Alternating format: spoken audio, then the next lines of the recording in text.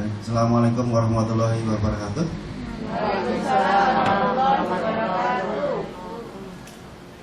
Selamat pagi. Terima kasih saya ucapkan kepada Bapak Ibu guru sekalian yang sudah meluangkan waktu di saat waktu briefing dilaksanakan, tapi Bapak Kepala belum berkenan rawuh. Oleh karena itu mohon kesediaannya saya mengisi sosialisasi materi modul calon guru penggerak modul 1, 2, 3, 4. Tapi nanti yang akan saya aturke Bapak Ibu panjenengan adalah materi yang modul ke 1 dan 4 dan 1, 2 itu sunahnya ya. 1, 2 itu sunahnya atau tambahan saja. Langsung saja supaya Bapak Ibu mendapatkan gambaran seperti apa toh guru penggerak itu. Apakah sulit? Tidak. Semua bisa dikerjakan. Buktinya Bu Purwani dan Bu Bisnis sudah bisa melaksanakan diklat CGP sampai dengan saat ini. Otomatis saya juga bisa. Bapak Ibu guru juga bisa, asalkan punya motivasi untuk dapat ikut guru penggerak. Langsung mawon.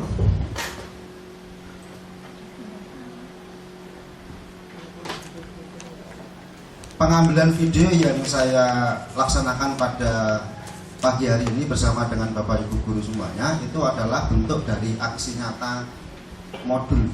Untuk aksi nyata modul yang 1.4 itu menuntut calon guru penggerak untuk mensosialisasikan materi modul 1, di mana modul 1 itu ada 1.1, 1.2, 1.3 dan 1.4. Nah, di modul 1.4 ini membutuhkan dua aksi nyata. Yang pertama, aksi nyata untuk melaksanakan pembelajaran di kelas.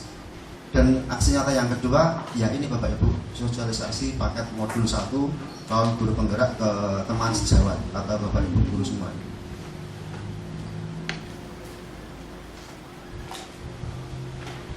Mohon maaf ya, ini PPT-nya sederhana sekali. Tidak saya buat sebagus pakai Canva, tapi insya Allah ini sudah bisa menjadi media untuk saya matur ke Bapak Ibu panjenengan semua. Yang pertama, untuk modul 1.1 dari calon guru penggerak di LMS-nya itu mempelajari tentang filosofi pendidikan Ki Hajar Dewantara. Dewantara apa Dewantara ya? Kalau ilat Jawa itu Dewantara.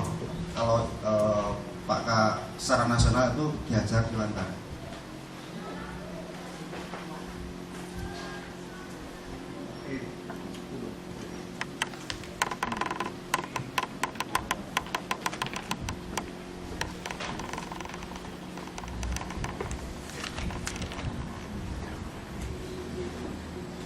Nah, inti yang ada pada modul 1.1 LMS guru penggerak bahwasanya Ki Hajar Dewantara mengatakan bahwa pendidikan dan pengajaran itu merupakan suatu usaha persiapan dan persediaan untuk segala kepentingan hidup manusia, baik dalam hidup bermasyarakat maupun hidup berbudaya dalam arti yang seluas-luasnya. Kemudian tujuan pendidikan menurut Ki Hajar Dewantara itu adalah menuntun segenap kodrat yang ada pada anak-anak agar mereka dapat mencapai keselamatan dan kebahagiaan yang setinggi-tingginya baik sebagai manusia maupun sebagai anggota masyarakat.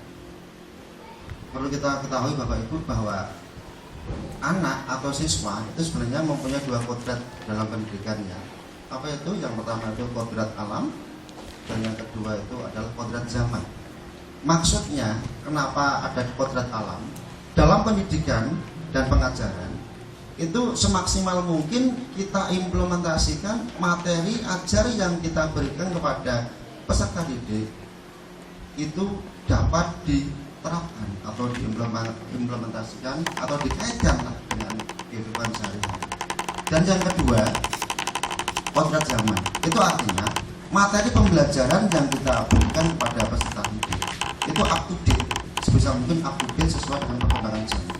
Apalagi kita sudah memasuki pada era industri 4.0, segenap kompetensi baik itu pendidik maupun peserta didik itu harus up to date berbasis digital.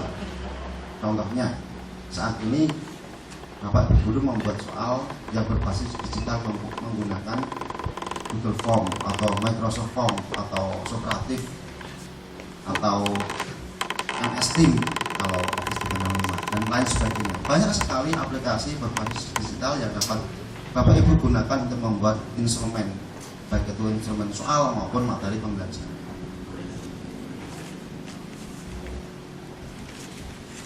Pemikiran Ki Hajar Dewantara atau disingkat dengan KHD ini secara ngetrennya dalam LMS CGP calon guru penggerak. KHD itu singkatan dari Ki Hajar Dewantara. Pemikiran Ki Hajar Dewantara tentang pendidikan yang pertama adalah menuntut.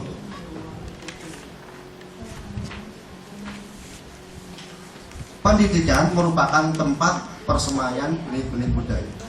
Di sini kita ambil video dari anak-anak kita sudah sekitar 8 tahun yang lalu. Ini adalah video saat konser di TV kalau nggak salah, itu bimbingan Bapak Naryo.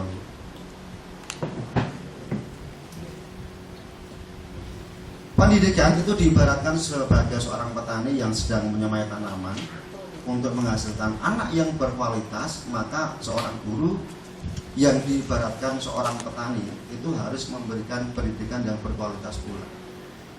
Di sini seorang petani yang sedang menyemai benih tanaman untuk dapat menghasilkan tanaman siap panen yang berkualitas baik, tentunya perlu proses yang baik pula. Jadi hasil atau panenan dari petani yang diharapkan berkualitas baik itu perlu diberikan treatment atau perlakuan berupa pengairan, pemupukan maupun pemberian obat-obatan agar nanti dihasilkan kualitas panenan yang bermutu seperti itu. Terkait dengan hal itu, pendidikan merupakan tempat persemaian benih-benih budaya. Itu memerlukan figur seorang guru yang sesuai dengan konsep Ki Hajar Dewantara. Yang pertama adalah Engarso Sung Tulodo, artinya di depan memberikan teladan. Bapak Ibu guru semaksimal mungkin dapat memberikan teladan kepada putra-putri kita dalam segala aspek kehidupan. Yang kedua, ing madya mangun karso, yaitu memberikan motivasi atau memberikan dukungan dengan cara menuntun segala kodrat anak, baik itu kodrat alam maupun kodrat zaman, seperti yang kita terapkan di dalam kelas. Itu kita harus memberikan pembelajaran berbasis siswa. Jadi pembelajaran yang kita lakukan sekarang sesuai dengan konteks Ki Hajar Dewantara itu harus student center ditambah dengan Merdeka Belajar. Jadi konsep Merdeka Belajar yang dicanangkan oleh Bapak Menteri kita Nadiem Makarim itu merupakan salah satu implementasi dari pemikiran Ki Hajar Dewantara, yaitu pendidikan berpusat pada siswa dan pendidikan yang merdeka. Artinya merdeka belajar. Anak memerlukan fasilitas belajar itu dapat diambilkan dari atau dibebaskan dari segala hal. Artinya saat kita memberikan pembelajaran itu berikanlah kebebasan yang sebebas mungkin kepada anak. Misalkan materi saya tentang kemagnetan, saya berikan kebebasan sebebas-bebasnya anak untuk dapat mengambil informasi dari yang pertama misalkan di lab. Kemarin Bu Trisni juga sudah mengambil alat untuk praktikum di lab tentang kemagnetan.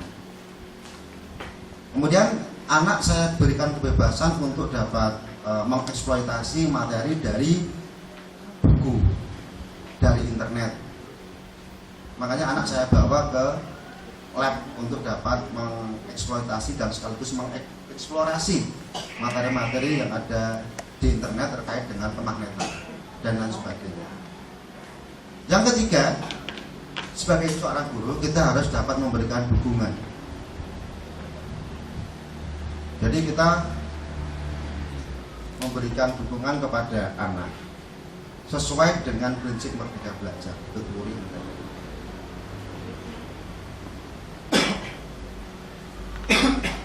Yang kedua, prinsip pemikiran Ki Hajar Dewantara tentang pendidikan adalah merdeka belajar dan berhamba kepada anak.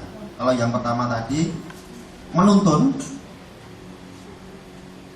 yang kedua merdeka belajar dan berhamba pada anak. Maksud pengajaran dan pendidikan yang berguna untuk perhidupan bersama ialah memerdekakan manusia sebagai bagian dari persatuan atau rakyat. Mungkin kata-katanya agak sedikit aneh, tapi itulah konsep dari Ki Hajar Dewantara ya. Maksud pengajaran dan pendidikan yang berguna untuk perhidupan bersama ialah memerdekakan manusia sebagai bagian dari persatuan atau rakyat. Dalam pendidikan, menurut Ki Hajar Dewantara, pendidikan harus berhamba pada anak. Hal ini berarti bahwa pendidikan itu berpusat pada siswa, student center. Sedangkan guru sebagai fasilitator dalam memberikan pembelajaran ke anak itu diberikan kebebasan dalam memilih gaya belajar dalam menemukan sebuah konsep materi yang mereka pelajari. Tidak hanya terbatas pada ilmu sains, ilmu bahasa, ilmu agama, ilmu sosial pun anak diberikan kebebasan untuk dapat mengeksplorasi konsep-konsep yang harus mereka pelajari dari berbagai macam sumber. Jadi intinya nanti Bapak Ibu guru itu hanya memberikan motivasi dan menuntun saja, mengarahkan supaya anak itu tidak terjerumus ke dalam hal-hal yang salah. Misalkan saya memberikan materi kemagnetan, maka anak saya suruh untuk belajar sendiri di lab. Silakan ambil materi apa yang kamu cari di internet, itu banyak sekali materi-materi yang relevan dengan kemagnetan. Kamu diskusikan, kalau sudah kamu diskusikan, kamu ambil kesimpulan. Kalau sudah kamu ambil kesimpulan, kamu komunikasikan di depan kelas. Nanti saya akan memberikan penguatan. Itulah maksud daripada belajar secara mandiri berprinsip pada merdeka belajar. Jadi tidak hanya di kelas saja, di luar kelas pun juga bisa, di masyarakat juga bisa, di rumah juga bisa. Dalam pembelajaran, anak diberikan kebebasan untuk memilih gaya belajar dalam sebuah konsep materi yang mereka pelajari. Itulah merdeka belajar dan berhamba pada anak.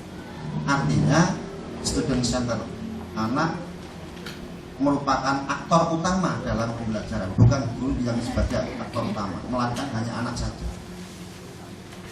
Nah, ini saya ambil foto saat ini Mbak Aulia Friska melakukan eksperimen tentang konsep konveksi pada gas. Ini saya ambil waktu pandemi tahun 2020. Saat itu anak-anak saya berikan tugas untuk membuat kotak konveksi untuk membuktikan bahwasanya jika dalam sebuah kotak kardus itu yang depan ini bukannya ini terbuka gitu Bapak Ibu, ini sebenarnya saya kasih mika, di dalamnya saya kasih lilin yang saya nyalakan, kemudian ini kan dua lubang atas kiri dan kanan. Ini sebuah, ini bukan saya setting ngerokok ya, ini sebuah lilin yang saya matikan seketika. Kan keluar asapnya itu ya. Kemudian karena ini ya, karena suhu di atas lubang yang pertama yang saya kasih lilin itu massa jenisnya udara berkurang kecil, maka air tersedot ke sini. Itulah prinsip dari konveksi gas. Kemudian keluar ke lubang ini. Itu saya lakukan secara daring. Anak-anak saya suruh untuk take video dan sekaligus take picture, sehingga saat Zoom kemudian saya kasihkan waktu untuk mempresentasikan anak seperti itu. Ini mungkin saya ambilkan dari materi yang lain ya. Inilah konsep eksperimen yang pertama. Yang kedua, belajar dengan alam. Ini mungkin Bu Puji paham, ini materi apa? Tentang kepadatan populasi pada sebuah ekosistem seperti ini ya. Ini literasi. Pemikiran KHD yang ketiga adalah kodrat alam dan kodrat zaman. Kodrat alam seperti yang saya aturkan di depan, bahwa kodrat alam merupakan penyesuaian proses pendidikan dengan alam sekitar siswa, di mana dalam melaksanakan pembelajaran diberikan contoh dan aplikasi yang konkret di kehidupan keseharian siswa. Dari sini Bapak Ibu dapat menyimpulkan bahwasanya pendidikan itu seoptimal mungkin kita kaitkan dalam konteks konkret kehidupan sehari-hari. Itulah maksud dari kodrat alam pada anak. Jadi anak itu kita berikan pendidikan yang kontekstual, yang sesuai dengan kehidupan sehari-hari. Nah, misalkan ini adalah sebuah pembangkit listrik. Ini adalah gambar dari PLTA. Bagaimanakah konsep dari energi itu dapat berpindah dari energi mekanik menjadi energi listrik? Contohnya misalkan adanya bendungan. Bendungan itu akan mengalirkan air melalui turbin, kemudian turbin menggerakkan generator, kemudian generator akan menghasilkan arus listrik sesuai prinsip induksi elektromagnetik. Kemudian diarahkan ke gardu-gardu utama sampai ke rumah Bapak Ibu.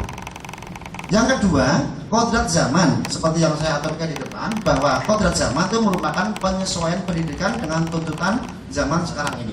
Di abad milenial, abad 21 ini, pendidikan harus menyesuaikan dengan tuntutan era industri 4.0, di mana pada era industri 4.0 ini teknologi digital itu sebagai tuntutan. Seperti yang Bapak Ibu alami sekarang, ini adalah teknologi digital yang harus kita alami. Mau nggak mau kita harus mengalami.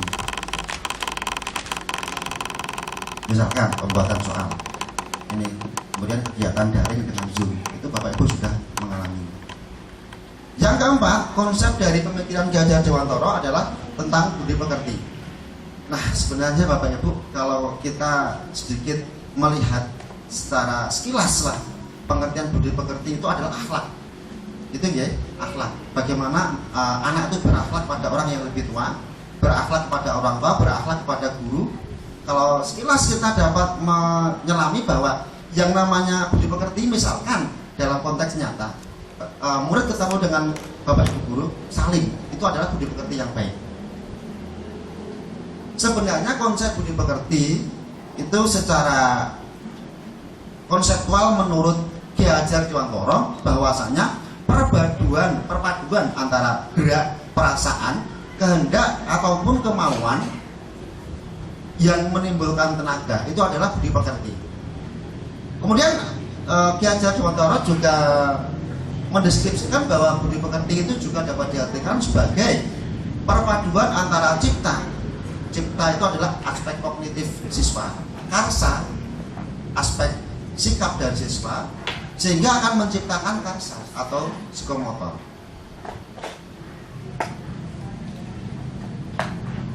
Nah, dalam konteks nyata mungkin kita dapat melihat budaya senyum, salam, sapa atau 3S itu merupakan implementasi dari budi pekerti dari anak terhadap orang yang lebih tua atau guru. Kemudian gotong royong itu juga merupakan implementasi juga dari budi pekerti ya.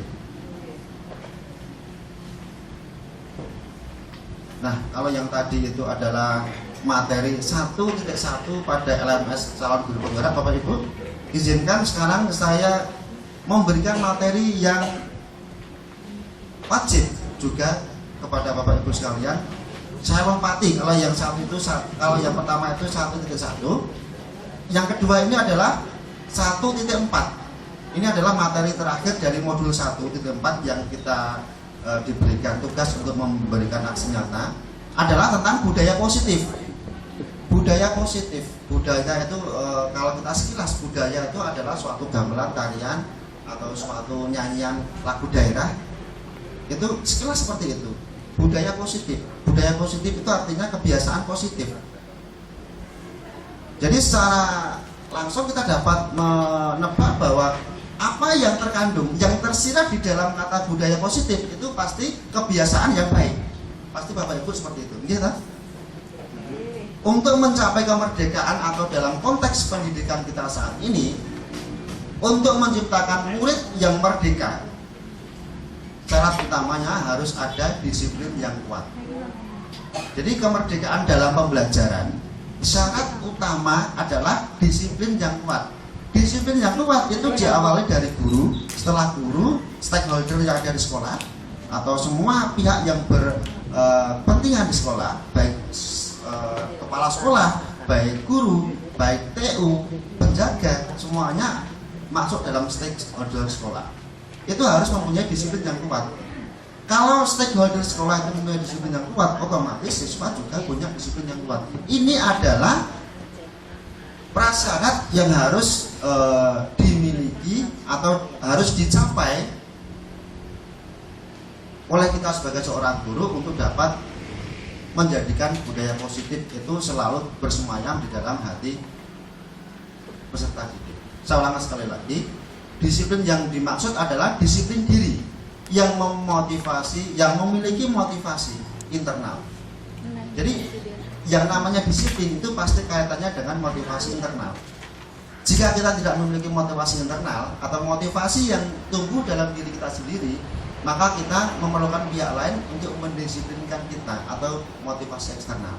Kalau kita sendiri sebagai seorang PNS, disiplin kita masuk pagi, kemudian disiplin eksternal kita ada regulasi atau ada aturan dari dinas terkait dengan kepegawaian bahwa PNS itu masuknya jam 7 seperti itu.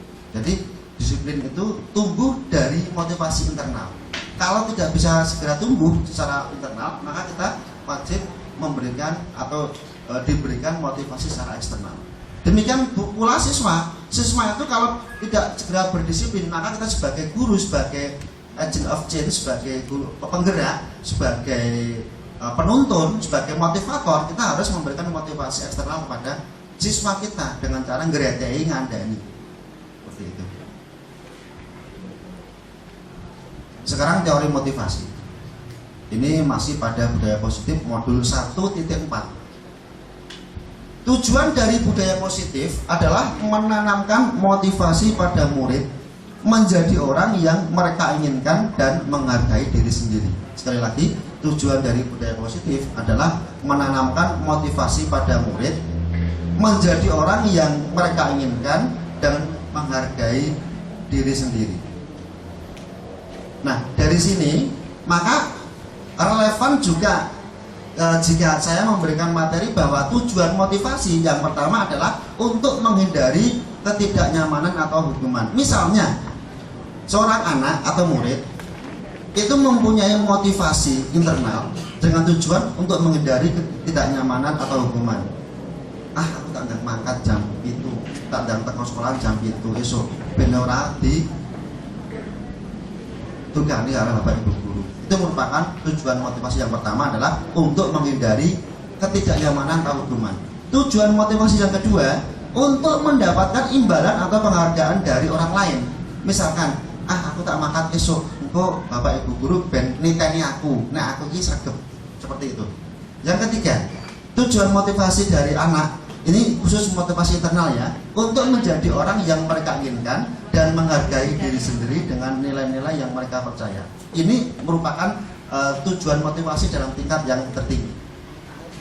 Jadi kalau orang itu sudah menyadari dan sudah bisa peka dengan dirinya sendiri, sudah bisa melihat jati dirinya sendiri, maka anak tersebut punya motivasi untuk menjadi orang yang mereka inginkan dan menghargai diri sendiri dengan nilai-nilai yang mereka percaya. Kemudian keyakinan kelas. Nah, keyakinan kelas ini agak sedikit nyerempet atau sesuai dengan aksi nyata kita bertiga ya. Antara saya, Bu Pur, Bu Trisni di kelas itu tentang keyakinan kelas. Apa itu keyakinan kelas Bapak Ibu? Keyakinan kelas ini terkait dengan budaya positif juga.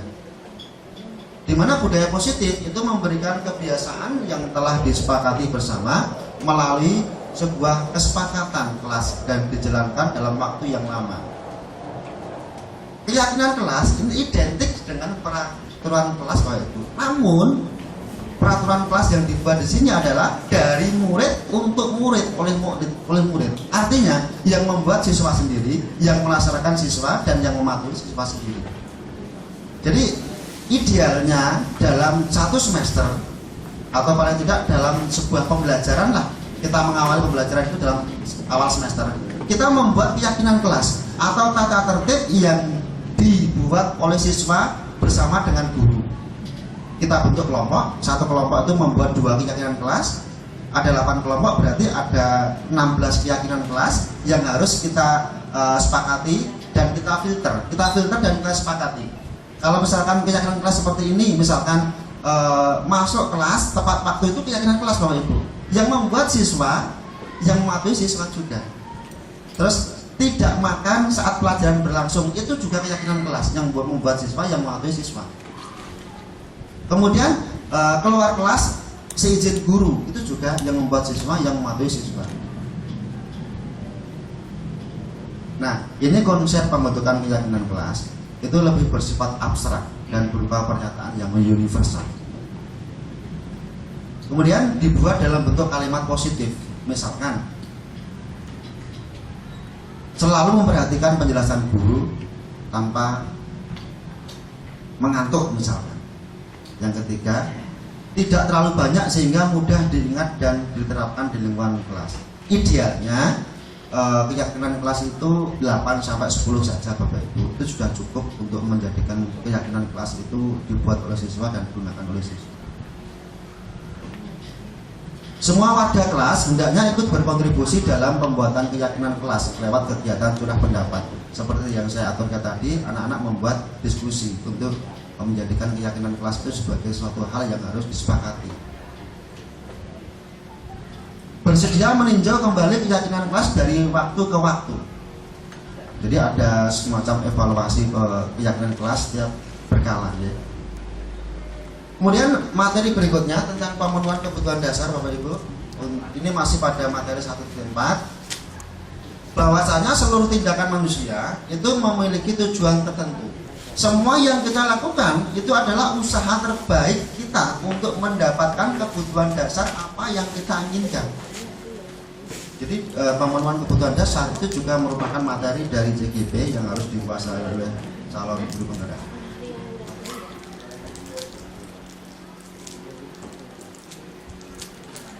Nah, ada bahkan semacam ini Bapak Ibu, belonging, yaitu cinta dan kasih sayang. Kemudian kebebasan, freedom. Kemudian fun atau kesenangan. Kemudian power atau kekuatan, dan survival atau bertahan hidup. Jadi secara teoritis bahwasanya manusia hidup itu punya kebutuhan yang harus dipenuhi terkait dengan 5 hal: cinta dan kasih sayang, kekuasaan, kebebasan, survival, dan kesenangan. Ini dapat kita kaitkan dalam dunia pendidikan terkait dengan teori motivasi dan budaya positif. Misalkan anak-anak tidak mengerjakan tugas, itu kita kaitkan dengan cinta dan kasih sayang apa Bapak Ibu? Anak tidak mengerjakan tugas terkait dengan teori kebutuhan dasar, cinta dan kasih sayang, itu apa yang dapat Bapak Ibu? Bu Marni. Jadi anak dibimbing Pak mungkin untuk mengulangi tugas itu tidak diberi sanksi dulu, karena itu peringatan dulu, peringatan salah lisan. Kalau sudah peringatan salah lisan berulang kali tidak diindahkan, mungkin kita bisa melibatkan orang tua. Gitu ya. Jadi anak itu untuk Pak Tuhan, cinta dan kasih sayang itu merupakan pemenuhan kebutuhan salah satu kebutuhan dasar manusia. Misalkan siswa terkait dengan konteks tidak mengerjakan tugas, itu sebenarnya apa Bapak yang dapat Bapak ungkapkan itu apa? Ya, kita telisik lebih dalam lagi seperti apa tersebut, apakah memang tidak mengerjakan itu tidak bisa karena ada faktor lain di luar itu. Begitu ya. Kita tidak langsung harus menggunakan power kekuasaan kita dengan cara marah-marah berharapan nanti jelas kita isi tulis berarti problemnya di mana. Jadi intinya anak itu butuh perhatian khusus nih. Oke. Berarti sependapat dengan saya. Jadi anak itu butuh perhatian khusus, butuh cinta dan kasih sayang. Ngopo lek ora nggarap tugas. Seperti itu Bapak Ibu. Jadi jangan menjudge dulu. Itu nggih. Ini salah satu teori. Nanti kalau saya jelaskan akan memakan waktu yang sangat lama. Kemudian 5 posisi kontrol dari guru. Ini juga merupakan teori budaya positif. Bahwasanya guru dalam memberikan pengajaran di kelas itu sebenarnya punya 5 tipe Bapak Ibu. Yang pertama tipe penghukum. Tipe penghukum. Yang kedua membuat orang merasa bersalah. Yang ketiga guru sebagai teman. Yang keempat guru sebagai monitor pemantau. Dan yang kelima ini adalah posisi guru yang paling bagus atau paling ideal dalam CGP. Guru sebagai manajer. Yang pertama dulu guru sebagai penghukum. Nek kowe ora nggarap tugas le. Iya. Kena hukuman dari Bapak Ibu guru. Yang kedua, posisi kontrol dari guru adalah membuat orang merasa bersalah. Nah, ini adalah identik dengan guru yang klecam, kalem, disindir. Orang garap tugas guru disindiri. Biar murid itu merasa bersalah seperti apa caranya. Nah, ini merupakan tipe guru yang kedua, yang agak mending lah. Yang ketiga adalah guru sebagai teman. Kita memposisikan siswa itu sebagai teman kita. Jadi kalau ada masalah, kita dapat sharing dengan siswa. Yang berikutnya, ini adalah tingkatan yang keempat, guru sebagai pemonitor atau pemantau. Yang kelima, guru sebagai manajer. Ini adalah guru yang ideal dalam CGP. Jadi segala jadi segala permasalahan yang dihadapi siswa, maka guru bersama siswa dapat mengatasi masalah tersebut dengan kemampuan yang dimiliki oleh guru dan pola pikir yang dimiliki, pola pikir manajerial yang dimiliki oleh seorang guru. Restitusi, apa itu restitusi Bapak Ibu? Restitusi. Oke, maaf ya, mungkin saya agak salah berkata atau agak terdengar lebih aneh ya. Restitusi adalah proses menciptakan kondisi bagi murid untuk memperbaiki kesalahan mereka, sehingga mereka bisa kembali pada kelompok mereka dengan karakter yang lebih kuat lagi. Contohnya saya ambilkan lagi adalah anak tidak mengerjakan tugas tepat waktu. Bagaimanakah posisi guru? Guru harus memberikan restitusi. Restitusi itu harus diberikan kepada murid. Jangan di depan kelas Bapak Ibu. Kita restitusi anak-anak itu di luar kelas atau di tempat tersendiri agar anak tidak mengalami lemah, maksud saya down mental. Tidak merasa dilecehkan, tidak merasa dipermalukan di depan teman-teman yang lain. Misalkan ya, Nun Sewu, Mas Ahya itu siapa? Yang Bumani ya. Misalkan tidak mengerjakan tugas, saya restitusi. Mas Ahya, saya lihat beberapa kali kamu tidak mengerjakan tugas, sudah 3 kali kamu tidak mengerjakan tugas.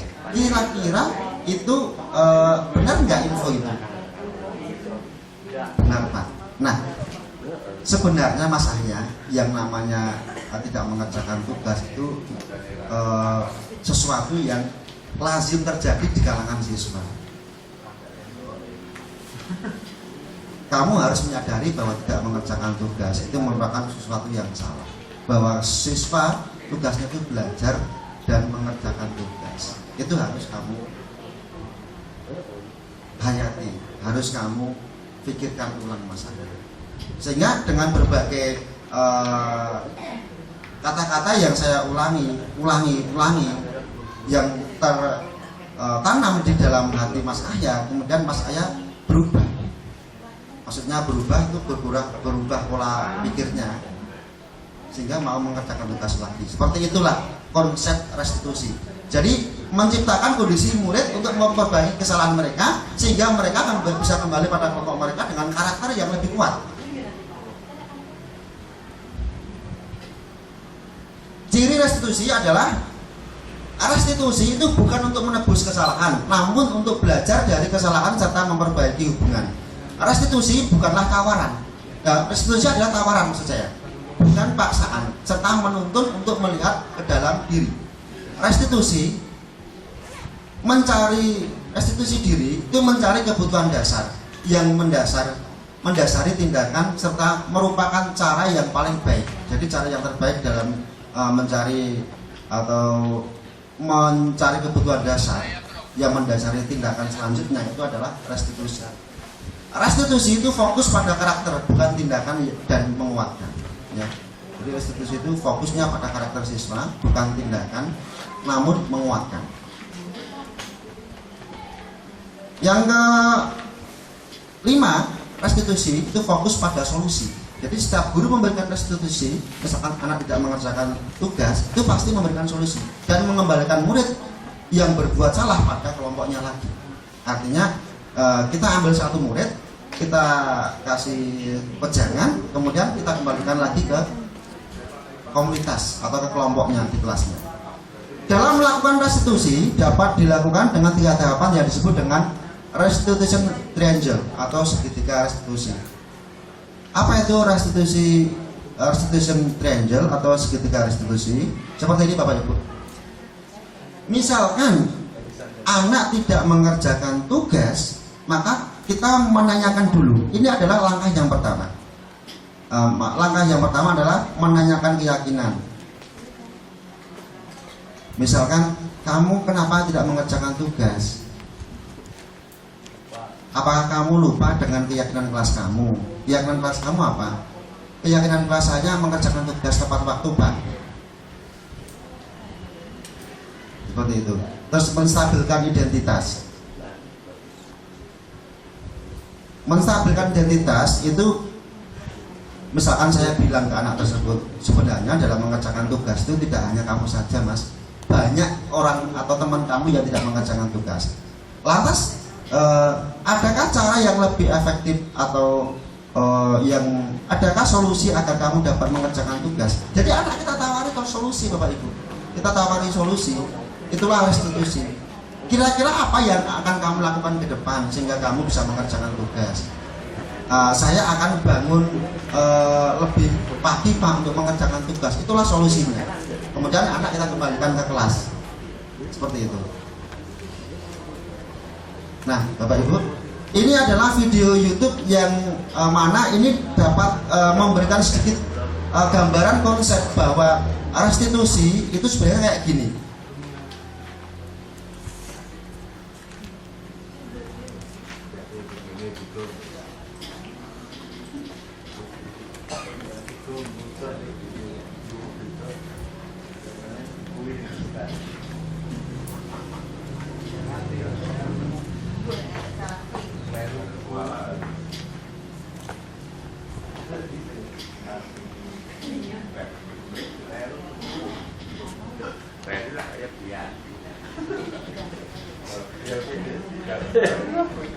Sebentar Bapak Ibu.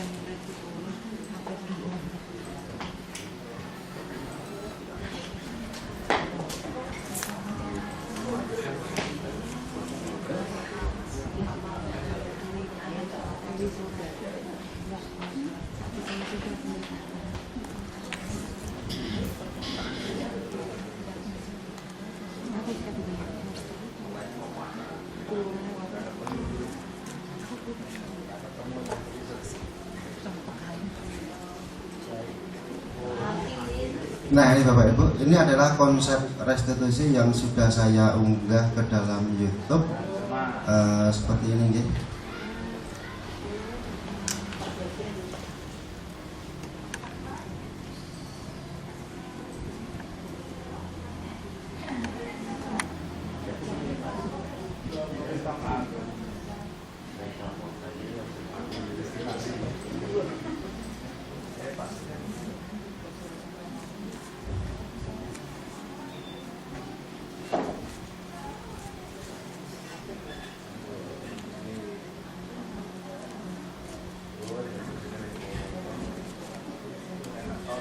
Dik.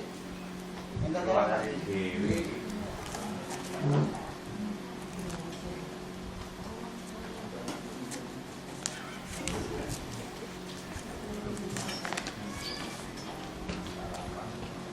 Nyambungnya teng laptop.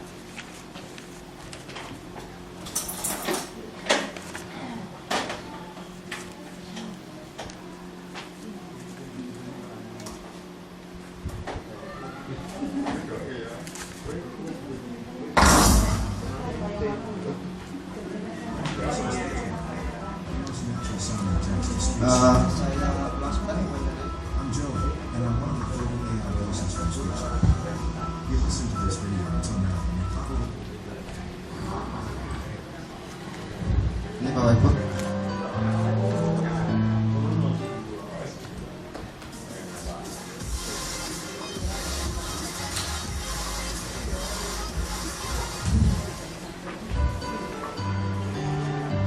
Itu adalah konsep restitusi yang saya edit dalam video yang saya upload di YouTube. Kurang lebih sama dengan materi Bu Purwani, cuman satu CGP dan CGP lain itu beda sedikit, tergantung yang ngasih treatment seperti apa. Waalaikumsalam. Alhamdulillah. Terima kasih sudah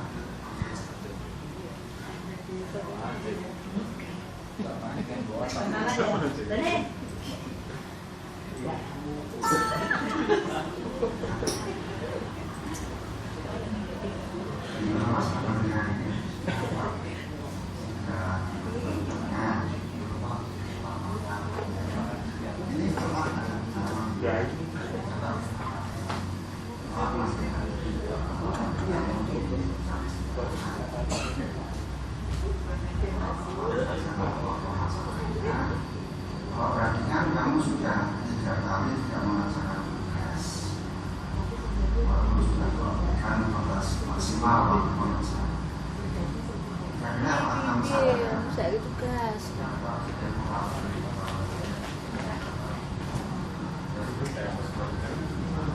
Sebenarnya kejadian seperti ini tidak hanya kamu saja yang melakukan. Ada beberapa teman kamu yang namun hanya 1 atau 2 saja. Namun setelah pertanyaannya mereka akan sudah masalah. Tapi lagi jika mengikut selama pertanyaan, kamu telah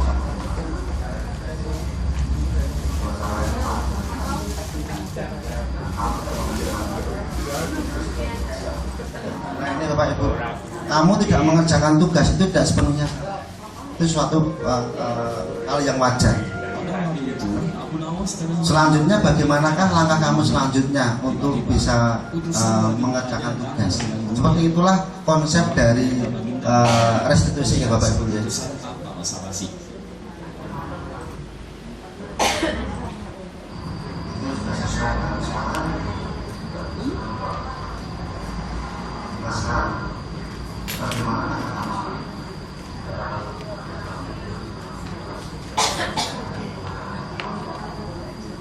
Jadi anak ditawari Bapak Ibu, anak ditawarkan, bagaimanakah langkah kamu selanjutnya? Saya akan mengerjakan tugas tepat waktu Pak. Itu anak sendiri yang memberikan solusi dan kita hanya menuntut saja. Itu menurut KHD seperti itu. Dan Bapak sudah bisa melakukan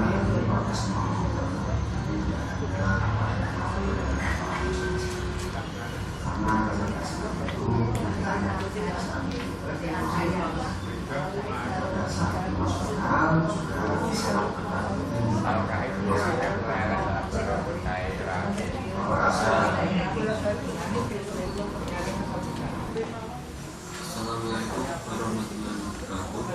Nama saya Dia Kusmani Bapak, siswa SMP.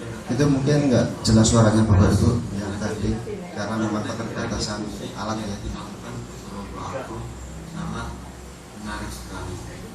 Di sini saya merasa seperti benar-benar melakukan kesalahan dan setiap hari Tanyakan anak-anak bisa Kemudian kembali lagi ke PPT Bapak Ibu.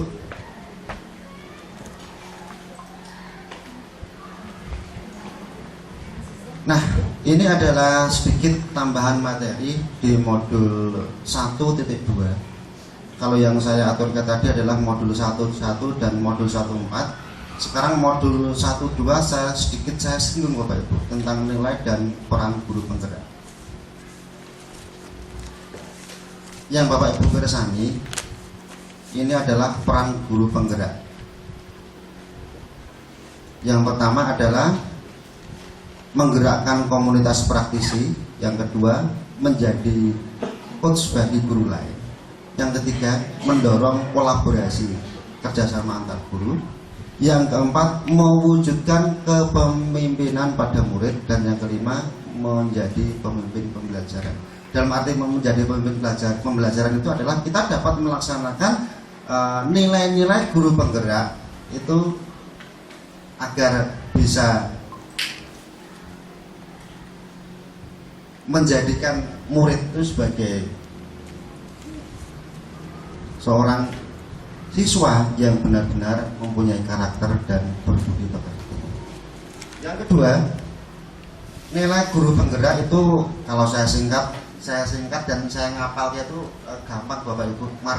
Markonov itu mandiri, R itu reflektif, K itu kolaboratif, No itu inovatif, B itu adalah berpihak pada murid. Markonov pasti ingat. Pasti guru Tris ini punya cara lain sendiri untuk menghafalkan ya, inilah guru penggerak itu. Markonov mandiri, reflektif, kolaboratif, inovatif, berpihak pada murid. Ini kita hafalkan Markonov itu untuk bilang atau matur dimanapun tempat itu pasti nggak usah pakai catatan. Itu nilai guru penggerak. Ini adalah peran guru penggerak. Jadi antara nilai dan peran guru penggerak ini adalah saling terkait satu dengan yang lain. Untuk dapat mewujudkan pelajar Pancasila itu kita perlu peran guru penggerak dan nilai guru penggerak yang harus kita integrasikan. Nah ini Bapak Ibu, pelajar Pancasila yang dimaksud itu yang pertama adalah beriman dan bertakwa terhadap Tuhan Yang Maha Esa dan berakhlak mulia. Yang kedua, berkebinekaan global. Dan yang ketiga, bergotong royong, kreatif, bernalar kritis, dan mandiri. Ini semua adalah profil pelajar Pancasila sesuai dengan konsep Ki Hajar Dewantara. Kemudian visi guru penggerak, tujuan visi yaitu untuk mencapai perubahan yang lebih baik dan dari kondisi saat ini. Visi membantu melihat kondisi saat ini sebagai garis start dan membayangkan garis finish itu seperti apa yang ingin dicapai. Start itu kondisi yang akan yang diharapkan, kemudian garis finish itu sebagai sesuatu yang ingin dicapai. Kemudian antara visi guru penggerak itu dapat kita kaitkan dengan inquiry apresiatif. IA adalah pendekatan yang melakukan perubahan dengan berbasis kekuatan dengan langkah bagja. Apa itu bagja? Bagja itu buat pertanyaan, A itu ambil pelajaran, G itu adalah gali impian, J itu adalah jabarkan rencana, kemudian A itu adalah atur eksekusi. Jadi dalam tugas guru penggerak itu kami bertiga membuat visi guru penggerak yang dikaitkan dengan inquiry apresiatif. Jadi pendekatan yang untuk melakukan perubahan itu adalah pendekatan inquiry apresiatif dengan langkah bagja. Dari buat pertanyaan, ambil pelajaran, gali impian, jabarkan rencana, kemudian atur eksekusi, itu akan mewujudkan suatu visi guru penggerak. Yang mana visi guru penggerak itu dikaitkan dengan sekolah masing-masing, satmingkal masing-masing Bapak Ibu.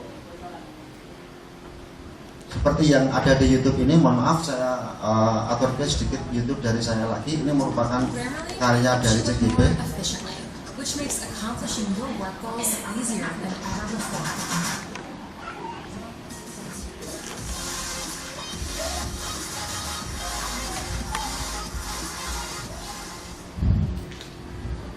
Ini saya buat dengan Benima ya. Benima itu aplikasi nulis tangan tuh pakai Android. Itu saya langsung kawruh dari Bu Trisni. Bu Trisni dari temannya, saya dari Bu Trisni, terus berlanjut. Itulah ilmu Bapak Ibu, ilmu yang bermanfaat seperti itu. Saya pakai Sparkle itu saya terkendala dengan akun saya. Saat ini saya terkendala dengan akun saya. Dulu saya bisa buat pakai komputer itu lebih bagus, hasilnya nggak ada seperti ini pakai Sparkle. Tapi sekarang nggak tahu, entah akun saya di banned atau kenapa, saya nggak tahu. Pakai Sparkle itu enak banget. Ini pakai HP Bapak Ibu, mudah sekali buatnya. Inquiry apresiatif model budget, meningkatkan aktivitas dan kreativitas murid untuk menuju merdeka belajar. Itu tema dari saya.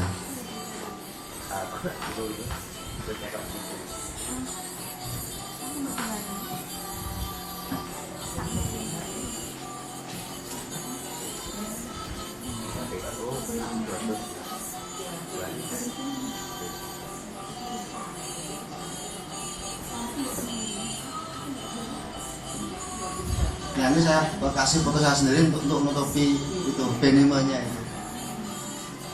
Buat pertanyaan itu adalah define yang pertama.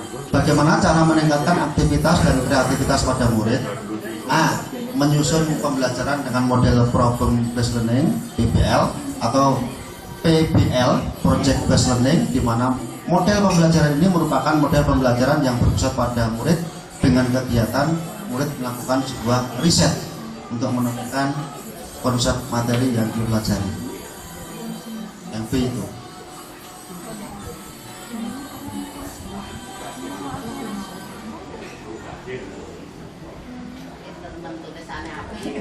Nggih niku Bu, aplikasi jenis sekolah Bu. Itu adalah buat pertanyaan atau define Bagja. B-nya itu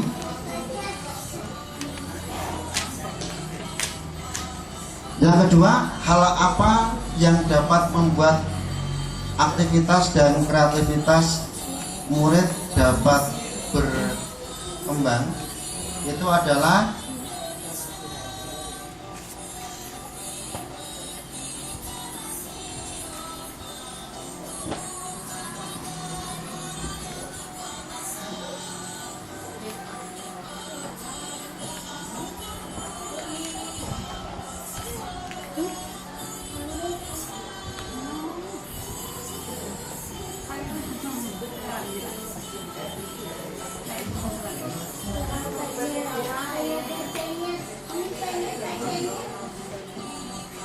ini yang tadi itu buat pertanyaan, yang kedua ambil pelajaran seperti ini, terus yang ketiga saya skip nih Bapak Ibu ya, skip ya.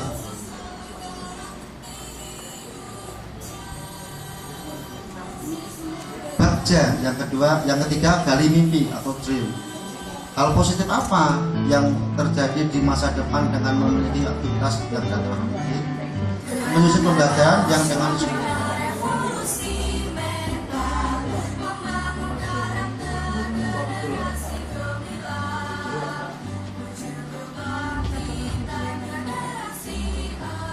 positif apa yang akan terjadi di masa depan dengan memiliki aktivitas dan kreativitas yang tinggi, itu kita kembangkan.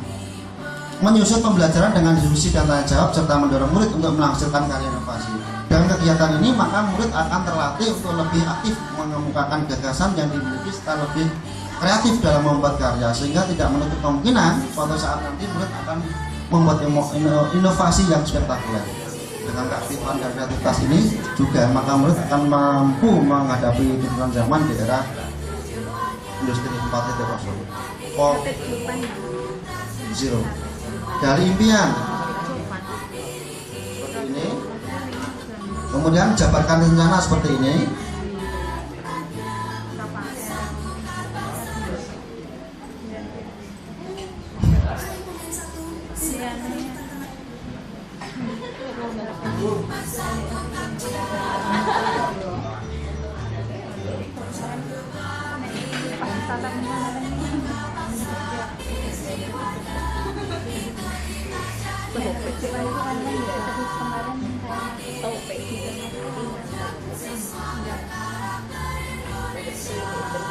Itu ending dari videonya dan mohon maaf Bapak Ibu, ini hanya sedikit memberikan video hasil karya saya sebagai CGP. Jadi memang sebenarnya mudah, kalau Bapak Ibu ada kemauan itu mudah sebenarnya.